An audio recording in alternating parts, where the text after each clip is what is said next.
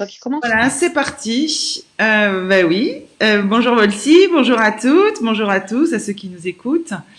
Et merci Volsi d'être avec nous aujourd'hui et de partager ton expérience. Nous avons le plaisir de passer ce petit moment avec toi, Volsi, qui a d'abord démarré ta carrière professionnelle, enfin tes études, tu t'es orienté vers des études plutôt créatives, artistiques, avec une formation d'archi d'intérieur. Tu vas nous en parler. Et puis tomber un peu par hasard dans le conseil, rien à voir, en gestion d'entreprise. Tu nous raconteras ça aussi. Pour revenir quelques années plus tard à peut-être tes premiers amours, qui sont de nouveau des métiers, un métier qui est plus créatif, même manuel.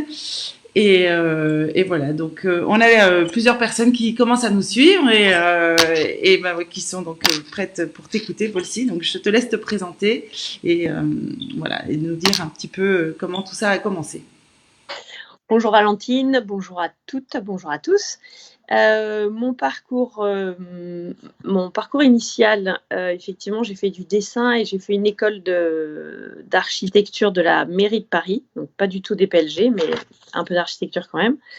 Ma première expérience professionnelle a été dans ce domaine-là, c'était l'aménagement intérieur des bateaux chez Jeannot. Ça n'a vraiment pas duré longtemps. Des hasards de la vie ont fait que finalement, une amie de mon père m'a proposé de m'initier à la gestion d'entreprise. J'ai dit oui. J'y suis restée 10 ans parce que je ne m'ennuyais absolument pas, parce qu'elle était aussi bon prof. Au bout de 10 ans, j'ai arrêté parce que déjà, depuis quelques années, je voulais changer, je voulais exercer une activité plutôt manuelle. Entre le moment où j'ai décidé de changer et le moment où j'ai trouvé ce que je voulais faire et comment le faire, je pense que ça m'a pris 2 ans.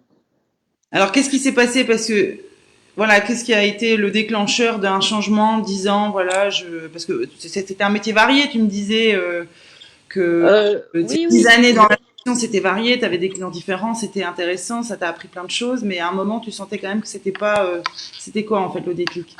Je pense que j'ai toujours eu besoin de bricoler, d'être active de mes mains et peut-être que ce besoin était plutôt en sommeil et qui s'est réveillé. Alors, est-ce qu'il y a eu un élément déclencheur? Je ne m'en souviens pas. Par contre, je me suis petit à petit rendu compte que si je voulais m'épanouir dans mon boulot, il fallait que j'ai une activité manuelle. Donc voilà, j'ai cherché. J'ai hésité entre la plâtrerie et la menuiserie D'accord. parce qu'il y a une diversité incroyable avec ces matériaux-là. Finalement, à l'époque, je devais avoir 38 ans. Je me suis dit que c'était plus. Enfin, ce qui m'a fait pencher vers la menuiserie, c'est que je savais pertinemment que j'allais pas être embauchée chez un menuisier. J'étais trop vieille. Donc, je me suis dit que si je devais travailler seule, c'était plus facile de travailler seule en menuiserie qu'en plâtrerie, pour des raisons de logistique essentiellement. D'accord. Donc, je m'imaginais en faisant ma formation en menuiserie, m'acheter une camionnette, de l'électroportatif et pouvoir aller chez les gens, les aider à fabriquer des trucs, à réparer des trucs, je sais pas, des portes, des parquets, voilà. Donc, je l'ai fait comme ça. J'ai trouvé ma formation complètement par hasard parce que celle que j'avais initialement trouvée, finalement, c'était pas possible. Et j'ai discuté avec une amie, Corinne Beaumont, qui, elle, m'a dit « Mais tu devrais aller à la Philomatique à Bordeaux, ils sont top ». C'est ce que j'ai fait. Et donc, j'ai fait ma formation pour passer mon CAP en menuiserie en 10 mois. Ok, et je t'interromps Voilà. du coup parce que ce genre de démarche, bien sûr, ça se réfléchit, ça se finance. Comment tu t'y es pris? Est-ce que c'était voilà. C'était un fonds GESIF, ouais. Ça se finance effectivement. Moi, j'ai bénéficié d'un fonds GESIF puisque j'étais salariée au préalable. D'accord. À l'époque, l'employeur pouvait refuser une fois la demande, ce qu'elle a fait. Du coup, j'ai changé, j'ai représenté un an après. Dès que j'ai pu trouver une autre formation, j'ai représenté et la deuxième fois, la personne ne peut pas refuser. C'est très compliqué. Moi, je travaille dans une petite structure, donc c'est compliqué d'expliquer à son employeur qu'on veut partir tout en restant là parce qu'on reste salarié de l'entreprise. On coûte 0 € parce que le salaire et les charges sont pris en charge par le fonds GESIF. Mais c'est un message qui n'est pas facile à faire passer dans les toutes petites structures quand même. Et c'est pour ça qu'elle a refusé la première fois. Mais bon, voilà, après, elle ne peut pas, donc je l'ai fait. Mais Donc il faut bien se le renseigner quand système même est. pour pouvoir expliquer. C'est important de pouvoir bien comprendre. Tu avais dû faire les démarches de ton côté, j'imagine, pour pouvoir toi-même savoir déjà quels étaient tes droits Alors, les démarches, effectivement, se font de son côté. C'est à nous, enfin, c'est aux salariés de se renseigner, mais c'est assez facile. Toutes les entreprises cotisent à un fonds GESIF. Tout le monde a droit à un congé individuel de formation. Ces informations-là, aujourd'hui, avec Internet, c'est quand même assez simple de les trouver. Moi, mon expérience, elle date un peu, elle a 12 ans, donc je ne sais pas si ça fonctionne de la même façon.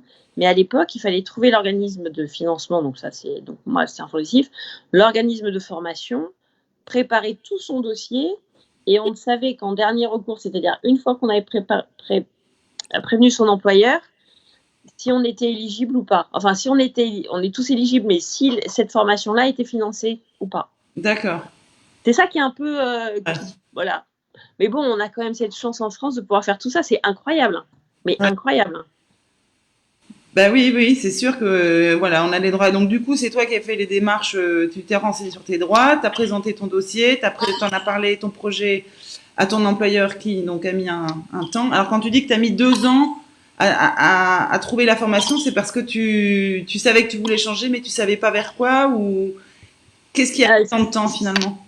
Ce qui prend du temps, c'est entre le moment où on se réveille en se disant tiens, ce serait peut-être le moment de changer, ou tiens, est-ce que j'ai envie de continuer à faire ça, ou est-ce que j'ai pas d'autres aspérités, est-ce qu'il n'y a pas d'autres choses qui m'intéressent, est-ce que j'ai envie de rester là où je suis avec cette façon de travailler encore pendant 10 ans.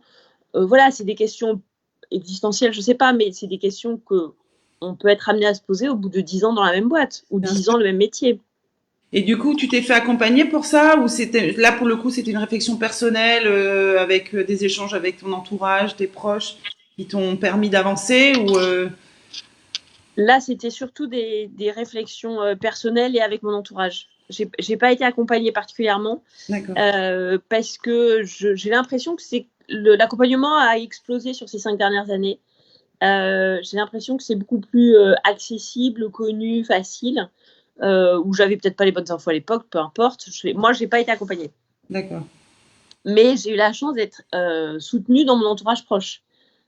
Donc ça, c'est quand même important, et peut-être aussi que j'ai pas du coup ressenti l'impression d'avoir besoin d'être accompagnée. Et alors du coup, tu passes donc tu enclenches ton changement en te disant quand même que tu allais probablement certainement quitter un statut de salarié qui reste un statut malgré tout en France qui a un certain nombre d'avantages et surtout d'une certaine sécurité notamment financière pour te lancer a priori vers un projet plutôt entrepreneurial. Alors, ça va pas se passer totalement comme ça, mais c'est ce que tu imagines quand tu te lances dans ta formation. Donc, tu prends ce risque. Vous en avez discuté, j'imagine, en famille aussi. Oui, mais là-dessus, moi, j'ai toujours été soutenue, donc ça a jamais été un frein. D'accord. Après, je peux comprendre. Après, je gagnais pas non plus, j'avais pas un salaire mirobolant, hein, donc moi, le changement de revenu, il a été infime, donc ça n'a pas été gênant. D'accord. Non, mais c'est plus sur la sécurité aussi. C'est pas que le niveau de salaire. Après, il y a tout. Ouais, mais la sécurité, on peut pas rester. Enfin, je sais pas, c'est peut-être très facile à dire, mais on peut pas rester en sécurité indéfiniment. On peut pas se dire, bah non, là c'est la sécurité, donc je continue à me faire chier. Enfin, je sais pas. Moi, j'ai la chance jusqu'à maintenant, de pas avoir à le vivre comme ça. Effectivement, chacun voit son point de vue et son intérêt où il peut. Mais je suis pas sûre que le frein, la sécurité est un vrai frein. Très bien. Ouais, c'est souvent le cas. C'est vrai. Ouais, c'est ça, ouais. Mm. Donc ça l'a pas été. Donc du coup, tu te lances, te voilà partie en CAP menuiserie. Et ensuite, alors, du coup, comment tu l'as vécu? Et puis, donc finalement Alors, 1 an à peu près, c'est ça? ouais, c'est un an scolaire. Enfin, oui, c'est ça, c'est 10 mois, octobre, juin. J'ai trouvé ça génial parce que je me suis retrouvée étudiante. J'étais avec des menuisiers beaucoup plus jeunes que moi. J'ai pas eu de repas de classe, mais non, non, c'était hyper sympa parce que la plupart des gens avec qui j'étais étaient en alternance. Je crois qu'on était 4 comme moi à être H24 en formation, ou presque, en reconversion. Mais tous les autres étaient en alternance. Donc d'une semaine à l'autre, on changeait de copains de classe. Et surtout, on était en contact avec des gens qui étaient dans la réalité du boulot. Donc, on avait une autre approche parce que, comme souvent entre la théorie et la pratique, il y a quand même des écarts. Et après, moi, ça m'a permis de voir qu'en menuiserie, il y avait beaucoup de gens qui ne faisaient que de la pose, par exemple, ce qui n'était pas tellement ce qui me passionnait. Il y a des gens qui sont plus créatifs, il y a des ateliers qui sont très, très bien équipés, où du coup, le métier est complètement différent. Enfin, c'est très, très large comme métier. Moi, j'avais une semaine de stage tous les mois. J'ai eu un peu de tout et j'étais plutôt dans des petites structures avec des gens souvent hyper à l'écoute, hyper intéressés par ma démarche, plutôt ouverts. Donc ça, c'était chouette. Et finalement, j'ai fait un stage chez un maltier qui, lui, pour qui je faisais quand j'étais en stage chez lui, des coffrets en bois où il rangeait les nécessaires d'entretien des souliers. Voilà. Et à la fin. Des souliers, c'est ça. Hein. Ouais. J'ai pas bien compris. Le nom est FTEPHTEE. Et à la fin de ma formation, j'ai passé mon CAP, je l'ai rappelé. Et Ouais. À la fin de mon CAP, je l'ai rappelé en lui disant ça y est, je suis sur le marché du travail. Et il m'a dit écoute, moi, ça serait bien que je t'embauche. J'ai été sa première salariée. On a trouvé un contrat d'apprentissage et j'ai fait une formation en maroquinerie. D'accord. Donc, du coup, je travaillais toujours beaucoup le bois pour lui, donc les fûts pour faire des malles et des choses comme ça. Et petit à petit, grâce à ma formation en maroquinerie, j'ai dévié vers l'aspect cuir des malles, le gainage, des choses comme ça. Une petite découverte finalement, ce travail du cuir. Ah, mais grande découverte parce que moi, j'ai jamais été attirée par la couture, par exemple. Ouais. Et donc, je lui avais dit apprentissage maroquinerie si tu veux, mais compte pas sur moi. C'est absolument pas mon truc, la couture. Et finalement, de fil en aiguille, j'ai trouvé ça super. Donc, je suis en 2012. Il m'a poussée à monter ma ligne de maroquinerie en m'expliquant que plus je ferais de la maroquinerie, meilleur je serais pour lui. Donc, c'était intéressant pour lui que je développe ma marque. Oui. Je faisais ça. Ce qu'il disait, c'est que c'était très intelligent de sa part d'avoir proposé de monter en compétence finalement de ton côté en faisant ta propre ligne et puis voilà de pousser ta propre créativité. Parce que non seulement c'était bénéfique pour toi, mais c'est très bénéfique pour lui. Je trouve que c'est. Ah, mais c'est un échange de bons procédés canon, ça c'est clair. Non, c'est fantastique. Hein. Donc moi, je faisais ça en dehors de mes heures de boulot. Et après, il est très généreux. Donc, s'il voyait quelque chose qui était susceptible de m'intéresser en maro pour moi, voilà, il n'hésitait pas à m'en faire part à tout moment. Et donc voilà, donc j'ai cumulé les deux pendant plusieurs années. L'année dernière, il m'a licenciée pour des raisons économiques, mais j'ai toujours accès à l'atelier pour produire ma maroquinerie. Voilà, donc pendant quelques années, tu travailles avec Franck. Oui. Donc salarié du coup, dans cette petite structure. Tu montes en parallèle de ça ta ligne de maroquinerie et donc l'année dernière, tu dis... Tu enclenches un nouveau processus de changement peut-être moins choisi, celui-là, un peu plus subi. Ouais, oui. Alors, effectivement, il est plus subi, mais c'était l'occasion rêvée pour moi de lancer vraiment mon activité de maroquinerie. Parce que finalement, tu penses que tu l'aurais fait quoi qu'il arrive J'imagine, mais peut-être pas tout de suite, je sais pas. Moi, je pense que oui, mais je sais pas quand. Là, au moins, maintenant, j'ai la date. C'est la dernière. Donc 2019, tu te lances. Alors il y a pas mal de choses qui changent et tu te renseignes encore pour monter en compétence, pour pouvoir monter ta structure. Quelles ont été tes démarches? Quand on est licencié économique, effectivement, on a accès du coup à un accompagnement, encore une fois, que la France nous permet. Ça c'est dingue. Oui, parce que moi j'ai bénéficié du coup d'une CSP. Quoi? Tu peux nous dire ce que c'est? Sur lequel j'ai fait plusieurs projets en même temps. C'est-à-dire que l'accompagnement que j'avais, c'était pour pallier au manque de l'activité salariée. Alors, CSP, ça veut dire? Je sais plus. Convention c'est pas de reclassement, c'est quand on est licencié économique, on vous propose une CSP, c'est-à-dire que pendant 1 an, il y a quelqu'un qui va vous accompagner. En général, c'est un privé, c'est pas Pôle emploi. et qui va mettre en place avec vous des formations, des bilans de compétences si besoin, des accompagnements particuliers et surtout, on a une fréquence de rendez-vous qui est plus importante, je pense, que Pôle emploi. D'accord. Donc moi, grâce à ça, j'ai essayé je me suis renseignée pour racheter une structure de fabrication de maroquinerie, qui finalement n'a pas abouti. Ah oui. Mais à chaque fois, les projets, là, on en parle en 3 minutes, mais ça prend du temps, c'est bizarre. Donc j'avais ça comme projet. J'ai eu aussi comme projet de créer des marchés de créateurs pour les bateaux de croisière. Grâce à ça, j'ai bénéficié d'une formation en anglais, donc ça, c'était chouette. Et donc ça c'est complètement tombé à l'eau pour diverses raisons. Déjà, on n'a pas le droit de monter sur les bateaux de croisière.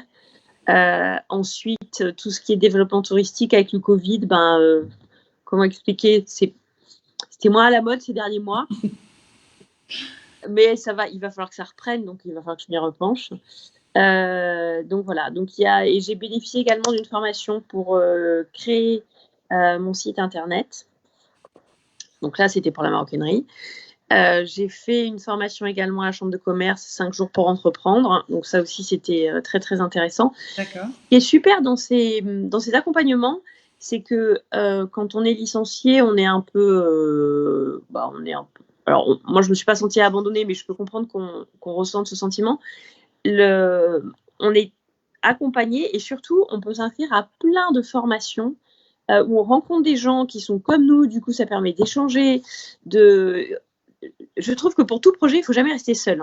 Ouais. Parce que plus on en parle autour de nous, plus on a des idées, plus ça tend des perches pour finalement pas forcément faire ce qu'on avait dit qu'on ferait, mais voir un autre aspect. Moi, par exemple, là, dernièrement, à force d'échanger avec une amie créatrice, on cherche à mutualiser nos moyens de vente parce que c'est là où ça pêche. Et donc, à force d'en parler, on fait des partenariats avec des gens auxquels on n'aurait jamais pensé. Le plus important, c'est vraiment la communication. Oui, et de pas rester seul. Et finalement, le fait d'échanger, ça nous renvoie, comme tu dis, vers des idées tout le temps auxquelles on n'aurait pas pensé. On en met peut-être certaines de côté aussi, puisque finalement, on se rend compte de la faisabilité ou pas de certains projets, comme tu parlais de l'idée des bateaux de croisière. En fait, finalement, on se rend compte que c'est pas possible. C'est vrai que c'est quelque chose, quand on se lance dans l'aventure entrepreneuriale, d'une part, c'est de pas rester seul, c'est de confronter son idée. C'est quelque chose qu'on entend souvent. Donc tu confirmes Ah ouais, je confirme. Il faut vraiment, il faut pas se dire tiens, je vais pas en parler parce qu'on pourrait me piquer l'idée. Alors c'est peut-être arrivé à des gens, j'en sais rien, mais je trouve que ça c'est vraiment la dernière chose à faire. Il faut toujours parler de ce qu'on aime faire, de ce qu'on veut faire, de ce qu'on sait faire, de ce qu'on sait pas faire. Voilà. Parce que au final, il y a plein de gens qui rencontrent les mêmes problématiques. Moi, par exemple, dans mon activité aujourd'hui, ma problématique, c'est la communication. Voilà. La communication et la vente, ça, c'est un truc. Autant produire, j'adore, je suis très à l'aise. Imaginer, j'y arrive. Répondre à la demande quand quand je fais des commandes particulières, j'y arrive. Mais se faire connaître et vendre, ça, c'est autre chose. Voilà. Alors là où tu en es, parce que ça fait 1 an maintenant à peu près, que tu as eu ce licenciement, que tu as commencé à rebondir avec un accompagnement proposé par Pôle emploi et puis toutes ces formations, que tu te lances. Alors, tu me disais quand on préparait ce rendez-vous que finalement, quand tu es passé du conseil en gestion à la menuiserie et la maroquinerie, tu étais toujours dans le faire, dans le produit, que c'était ça ton activité principale et qu'au finalement aujourd'hui, en tant qu'entrepreneuse, finalement, tu as ton cœur de métier, mais tu en découvres 1000 autres que tu ne soupçonnais finalement peut-être pas autant, pas aussi nombreux. Et du coup, c'est une palette de métiers sur lesquels on est plus ou moins à l'aise. Alors j'imagine que dans la gestion de de ton bilan, je peux pas dire petit, mais de la partie financière, j'imagine que là tu dois être plutôt à l'aise compte tenu de ton expérience, alors que d'autres doivent être moins. Non, même pas. Non, c'est chiant. Oui, mais tu sais faire. Non. Non, enfin, c'est chiant. Je sais additionner et soustraire et je sais combien il me reste à la fin du mois. Mais j'en suis pas à avoir des bilans. Je suis auto-entrepreneur, donc ça va. Mais non, moi, ce qui pêche le plus, en tout cas pour moi aujourd'hui, c'est la com et la vente. Ça, c'est sûr. C'est de trouver des moyens d'être vendu, sachant que si je passe par des boutiques, il y a de tels coefs que ça marche plus. Les dépôts-ventes, quand les marges vont jusqu'à 30%, 30% c'est vraiment au taquet parce qu'au-delà, c'est pas possible. Donc, il n'y a pas tant de choses que ça. Donc, moi, j'organise le premier week-end de décembre, j'organise le Grand Bazar des créateurs au Garage Moderne. Donc, ça, c'est chouette. Et là, je fais des partenariats. D'accord.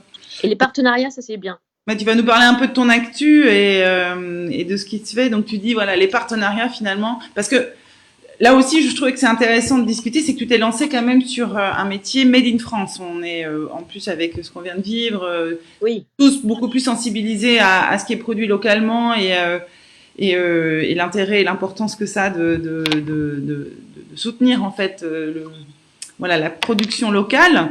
Donc toi, tu es complètement là-dedans. Mais finalement, bah, ça représente, c'est un produit qui peut plaire, mais qui est peut-être plus cher aussi. Comment tu te positionnes, comment tu arrives à le vendre, comment tu peux nouer tes partenariats pour justement, est-ce que c'est une ligne de conduite, un fil rouge auquel tu tiens absolument de développer? Oui. Là, moi, donc c'est moi qui fabrique moi-même, donc déjà c'est plus facile à vendre c'est pourtant plus facile à vendre quand on fabrique soi-même. Mais je peux avoir le problème du prix avec certains clients, mais pour moi, c'est pas le frein principal. Pour moi, le frein principal, c'est la communication, c'est d'être connu. C'est-à-dire que quand les gens me connaissent, les gens qui me disent mais c'est beaucoup trop cher, ça va pas. Je sais très bien que mes concurrents, ils seront pas plus chers ni moins chers que moi. On sera tous dans le même prix parce qu'on a le même coût horaire. Donc c'est pas le prix n'est pas le frein parce que les gens viennent chez moi pour commander quelque chose qu'ils n'ont pas trouvé ailleurs et que je vais faire comme ils veulent eux. Donc, ou avec leurs couleurs, ou avec leurs dimensions, avec leurs initiales, voilà. Oui. Donc là-dessus, je me sens pas concurrencée par Zara, par exemple. Non, mais voilà, si on me dit c'est trop cher, je dis quel prix vous voulez mettre et en fonction de ça, j'oriente les gens sur quelqu'un d'autre qui pourra le faire. Enfin voilà, un endroit où ils pourront l'avoir au prix qu'ils le souhaitent. Mais ce ne sera pas la même chose. Donc je suis pas, j'ai pas l'impression d'être chère. Par contre, j'ai l'impression qu'on ne me connaît pas. Oui. Voilà. Donc c'est pour ça que les partenariats, ça permet d'échanger les réseaux, donc ça c'est pas mal. D'accord. Donc et là, moi, le dernier partenariat que je fais, enfin le partenariat que je fais actuellement jusqu'à la fin de la semaine, c'est dans la boutique Iris et Octave, qui est une boutique d'optique qui est d'appareils auditifs, 3 places Tourny. Alors on est bien à Bordeaux parce qu'il y en a peut-être qui suivent d'autres villes. Donc oui, on est sur une boutique à Bordeaux. Ouais. Donc là, c'est une boutique à Bordeaux, c'est une boutique atypique parce que c'est une boutique où on a un Fab Lab à disposition, c'est-à-dire qu'on a un outil permettant de fabriquer plein de choses. Initialement, il a mis en place cet outil pour que les gens puissent fabriquer leur paire de lunettes, pour qu'ils puissent acheter une paire de lunettes à des prix accessibles. On peut se fabriquer sa paire de lunettes. Donc, en tout cas, sa monture. Pour les verres, c'est plus compliqué. Mais au moins, sa monture. Ouais. Et autour de ça, il a créé un environnement, un univers où on peut découvrir un univers très ludique sur tout ce qui est optique et auditif. Je vous laisse y aller pour découvrir parce que c'est vraiment très, très impressionnant. Ça se visite comme un musée ou comme un cabinet de curiosité. Et on a fait un partenariat également avec Jem by Jem. Jem by Jem, c'est une marque de bijoux de Bérangère de Mallet qui crée des bijoux. Et on s'est mis tous les trois, donc en ce moment on vend nos produits sur place, et on a fait 2 paires de lunettes de soleil. Donc c'est 2 paires de lunettes à 6 mains qu'on vend ce soir aux enchères à 19h, vente orchestrée par Yann Baratou. Excellent, excellent. C'est ouvert à tout le monde. Il y a une dégustation de vin de la Gaffelière. C'est un événement atypique, voilà. Voilà. Oui, donc de s'associer avec d'autres créateurs comme ça en fait l'intérêt c'est de multiplier les réseaux comme tu disais pour mieux se faire connaître et puis une fois de plus ne pas être seul. C'est toujours plus sympa de créer ce genre d'événement. L'événementiel est important et de le faire certainement pas seul. Ah non, mais c'est super enrichissant parce que du coup, on crée d'autres choses. Enfin, moi, pour cette exposition, enfin, pour cet événement-là, moi, j'ai créé du coup d'autres étuis à lunettes en cuir. Avec Bérangère, on a fait des pompons. Donc, c'est elle qui a dessiné un pompon en argent massif, enfin, un bijou à attacher au pompon en argent massif. Voilà, ça permet de faire d'autres produits, c'est chouette. Mais super. Et du coup, vous allez pouvoir, toi, tu vas pouvoir aussi profiter pour vendre tes propres produits ou vous faites comment? Enfin, là, tu es sur de l'étui en fait. Bah, là, alors donc jusqu'à la fin de la semaine, moi je suis en vente chez Iris et Octave, j'y vais tous les soirs. Je donne rendez-vous. Moi, ça me permet aussi de donner rendez-vous à des clients dans le centre de Bordeaux. Et du coup, ces clients-là découvrent la boutique et découvrent les bijoux de J'aime by J'aime. D'accord. Donc voilà, c'est un bon, non, c'est un bon échange. Enfin, moi, je trouve ça chouette parce que je ne serais jamais allée dans un magasin d'optique. Par contre, c'est sûr pour quoi que j'ai déjà fait, c'est pas vrai. Non, je trouve que c'est une belle collaboration, belle rencontre. Et alors, toi qui es dans la création, l'artisanat, tu dis que tu fais, donc t'as ta propre ligne, t'as tes propres produits, tu réponds à la demande principalement, donc c'est plus des Oui. personnalisés. Comment tu arrives à organiser ton temps de production, de commercialisation, de démonstration, puisque tu es aussi le soir sur par exemple, sur des petits événements comme ça. Comment tu arrives à organiser ça Est-ce que tu t'es mis un nombre d'heures ou tu fais ça un petit peu intuitivement parce que derrière, il faut honorer un certain nombre de commandes aussi, j'imagine. Donc, je fais ça de façon intuitive, mais c'est pas la solution. C'est pas ce qu'il faut faire. Il faut s'organiser. Non, je voulais mettre en place au moins une journée par semaine où j'étais administratif, réseaux sociaux, vraiment à la limite à pas venir à l'atelier pour être sûre de me coller à ça. Là, après, comme j'ai cet événement jusqu'à la fin de la semaine, Place Tourny, eh ben, je vais à l'atelier la journée et le soir, je vais en fin de journée à la boutique. Et parallèlement à ça, à partir de la semaine prochaine, j'ai loué un pop-up store rue Notre-Dame avec une amie qui, elle, vend de l'artisanat du monde. Donc voilà, et par exemple, la semaine prochaine, je sais que j'irai à l'atelier le matin et je tiendrai la boutique rue Notre-Dame l'après-midi. Ça, c'est jusqu'au 11 juillet. Eh oui, du coup, voilà. Mais tu arrives à organiser ton. Parce que bon, quand on a plusieurs métiers comme ça, finalement, quand on monte. Je l'organise par rapport aux événements que je vais créer. C'est-à-dire que si, par exemple, là, Iris et Octave, j'y vais que de 17h30 à 19h. Sauf si j'ai un rendez-vous avant, j'irai avant, évidemment. Là, par exemple, aujourd'hui, comme ce soir, il y a la vente aux enchères et qu'on veut faire un événement, je vais y aller plus tôt pour tout mettre en place. Et après, à partir de la semaine prochaine, je serai que le matin à l'atelier et l'après-midi, je serai dans la boutique de la rue Notre-Dame. Ouais, donc, il y a cette partie organisation quand on est à son compte Oui. de ces différents parties du job. Oui. Et alors, du coup, si enfin, moi, je pense que c'est important d'évoquer aussi toujours la situation, parce que voilà, se lancer dans une reconversion par passion ou par choix ou par, quand un événement extérieur le provoque, on reste quand même dans une démarche où il faut gagner sa vie. Et aujourd'hui, t'en es où dans ton voilà, ça fait 1 an, tu bénéficies peut-être encore d'aide ou pas J'ai encore des aides de Pôle Emploi, mais ça va se tarir. Donc je me donne encore 6 mois et si jamais j'arrive pas à en vivre, je prendrai un mi-temps. D'accord, donc tu te projettes, voilà, tu t'es mis à des objectifs. Ouais, exactement, ouais. Voilà. Et un mi-temps, tu cherches. Alors un mi-temps, ce sera alimentaire, donc ce sera n'importe quoi, c'est pas grave, mais que je puisse continuer à avoir Volsi Maroquinerie. D'accord. Donc ton objectif, c'est coûte que coûte garder Volsi Maroquinerie. Si c'est pas pour subvenir à tes besoins au quotidien, c'est en tout cas garder cette activité qui est une passion quand même. Oui, parce que j'y crois encore. Bien sûr. Quand j'y croirai plus, je changerai mon fusil d'épaule. Mais non, j'y crois encore. Il faut que je développe, il faut que je travaille la com. Et oui, donc il y a un moment, il faut pouvoir dégager un petit peu d'investissement sur une partie sur laquelle on n'est peut-être pas forcément à l'aise ou la meilleure, et peut-être pouvoir. Tu envisages quelque chose comme ça? Moi, j'envisage surtout de mettre un peu d'argent de côté pour pouvoir prendre quelqu'un qui s'en occupe. Ouais, ce serait le premier investissement. C'est pas mon truc.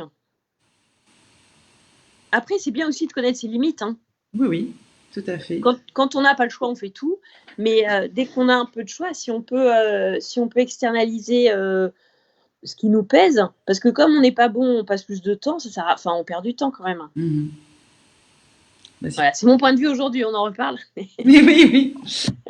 Bon, mais au regard de tout ton parcours, voilà, tu as quand même eu plusieurs rebonds finalement, parce que tu as changé quand même pas mal de fois de métier ou de... Voilà, pour celles qui nous écoutent, qui s'interrogent sur un métier artisanal ou pas, ou en tout cas de se lancer dans soit la production de produits ou de la vente d'un service à son compte. Quand on regarde un petit peu, quand tu regardes dans le rétroviseur, quels ont été pour toi, enfin si tu en as, hein, peut-être les plus gros freins ou les petits obstacles sur lesquels toi tu as dû dépasser un peu.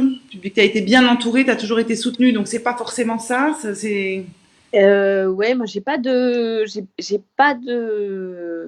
me souviens pas de difficultés particulières parce que même s'il y a des hauts et des bas quand on fait une reconversion, finalement il y a vite des solutions qui vont s'offrir qui vont arriver après une déception, parce que moi je sais que quand par exemple mon employeur avait refusé ma demande de formation, voilà, ça a juste décalé. Donc aujourd'hui, sur le moment, effectivement, j'étais contrariée, mais avec du recul, je me dis bon, après tout, c'est un mal pour un bien, parce que la formation que j'ai faite était mieux que celle que j'avais initialement demandée. Donc non, je me souviens pas de moment où je me suis dit bon c'est pas possible quoi. C'est un état d'esprit aussi de se dire que... Ah ben peut-être. Oui, oui. Non mais ça peut être. Mais j'ai pas de moment en mémoire en tous les cas. Qui me reviennent comme ça. Bon, c'est la détermination, la volonté, et du coup le conseil que tu pourrais donner aussi, parce qu'effectivement, donc t'as pas toujours eu un oui d'emblée, ça s'est pas fait comme ça ça s'est pas fait. Enfin, tu avais peut-être déjà en tête ce que tu voulais enclencher, et puis avec des obstacles, mais quel serait tout n'est pas si fluide. Quel serait ton conseil ? Ouais, alors déjà, moi je trouve que quand on fait une reconversion, on a déjà une expérience professionnelle qui fait qu'on sait que tout n'est pas fluide. Enfin, je veux dire, ça n'existe pas. On n'est plus dans le pays de oui, quoi. Donc il y a des difficultés, oui, d'accord, mais enfin on en a tous rencontré. Alors on fait des reconversions en général autour de 40 ans. Je peux pas croire qu'il y ait quelqu'un qui a 40 ans et eu que des oui, que des qui va bien, c'est pas possible. Donc oui, il y a des moments difficiles, mais enfin comme tout le temps, et puis après, ça rebondit. Donc non, moi je trouve que franchement, ce que je trouve le plus important, c'est vraiment d'en parler, d'échanger, et d'essayer de rencontrer des gens qui ont fait la même chose, d'essayer d'aller voir des gens dans le même domaine. C'est pas des concurrents, après c'est de l'entraide, c'est du bon sens, voilà, c'est un peu tout ça. Mais oui. Bon, écoute, je sais pas si tu souhaites rajouter quelque chose par rapport à ça. On arrive au bout de notre temps d'échange. Je pense que ça a été inspirant. Et voilà, donc on redit que pour les Bordelaises et les Bordelais qui nous écoutent ce soir, il y a une vente aux enchères chez Iris et Octave.